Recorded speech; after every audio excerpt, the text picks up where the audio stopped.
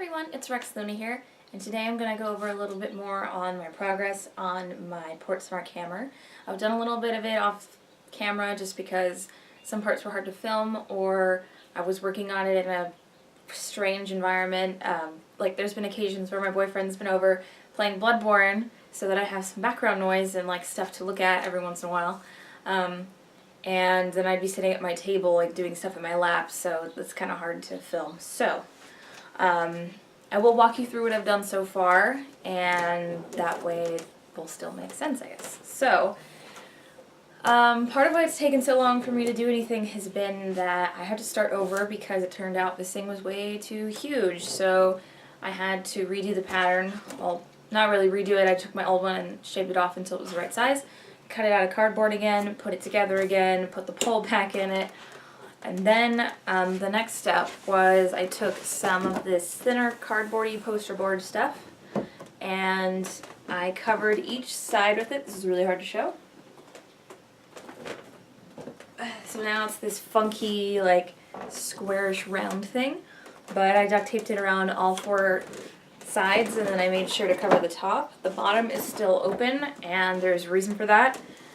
But I forgot that reason when I started my first side, so I actually put expanding foam on one side, and as you may notice, it's a little sunken in right here, and that's because I forgot to fill the inside first. I'm probably not going to keep the inside filled with anything, but what I was going to do and forgot to do is fill the inside with like tons and tons of plastic bags or whatever, just to give it a little bit of stability.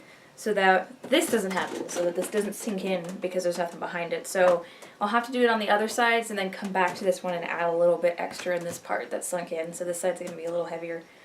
But my hope is that I'll be able to get a more rounded out shape that way. But if it's still a little squarey, I might be able to deal with it. We'll see. I might also, if it turns out I can use fabric to cover this, which I was kind of hoping I could do, then I can put some stuffing underneath it to make it even more round. But I have to play around with that after I at least shave off this one side.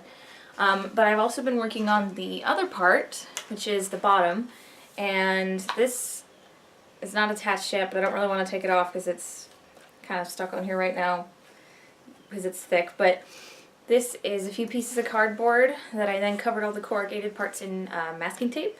That includes, this is also cardboard. There's some foam on here, which is why this isn't like the nicest edge, but I'm going to fix that. Then I covered the whole thing with Worbla, and then I went over and did these pieces right here and tried to blend them on the side, which is a pretty good job so far, but it's obviously going to need sanding later. Still have to do the other side, but you can kind of see the difference in how much better this side looks. And then I have this blue vinyl, and I cut a strip out of it. I still have some left, hopefully enough to cover the whole thing, but we'll see.